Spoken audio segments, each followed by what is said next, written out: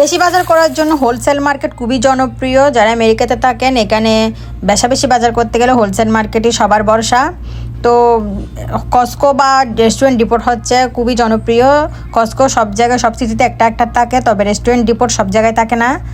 Restaurant ডিপোর আরেকটা বিশেষ সুবিধা হচ্ছে কস্কোতে যেমন কাট করা লাগে বাজার করার জন্য, রেস্টুরেন্ট ডিপোতে কোনো কাট করা লাগে না। বেশি পরিমাণে বাজার করার জন্যই হোলসেল মার্কেটগুলি সেরা। তবে আমার কাছে রেস্টুরেন্ট ডিপোটটা খুব ভালো লাগছে। এখানে একদম টাটকা জিনিস পাওয়া যায়, বিশেষ করে মাছ মাংসগুলি। আর মাংসর মধ্যেও হোল একদম লেগ পিস, বোন পিস আলাদা আলাদা, হোল আলাদা এভাবে পাবেন। হালাল পাবেন আপনি, সব রকমের মিট, সব রকমের মাছও পাবেন, তাজা মাছও আছে এখানে। আর বিভিন্ন পণ্য সামগ্রী জিনিসও তো আছে। এগুলো একটু বেশি করে নেওয়ার আগে, যেহেতু এটা হোলসেল মার্কেট, তো আমরা একদম বস্তা করে নিয়ে আসছি। দেখেন এখানে আমরা যে বাজারগুলি করছি এখানে আমাদের 2-3 মাস চলে যাবে। তো যখন বেশি বাজার করা লাগে তখন আমরা হোলসেল মার্কেটে যাই।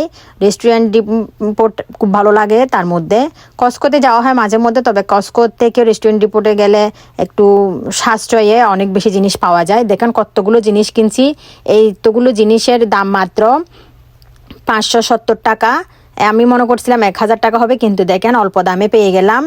আর দেখেন এই যে হোল মুরগি, পুরো হোল চিকেন, এগুলি লেগ পিসও নিতে পারেন, হোল বোন পিসও নিতে পারেন। তো আমরা একদম হোলটা নিয়ে আসছি, তাইলে সুন্দর মতো সাইজ করতে পারবো যখন যেটা ইচ্ছে, যেরকম ইচ্ছে।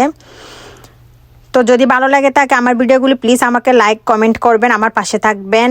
আমি আমেরিকার ইনফরমেশনগুলো দিতে চেষ্টা করি আমার ভিডিওর মাধ্যমে।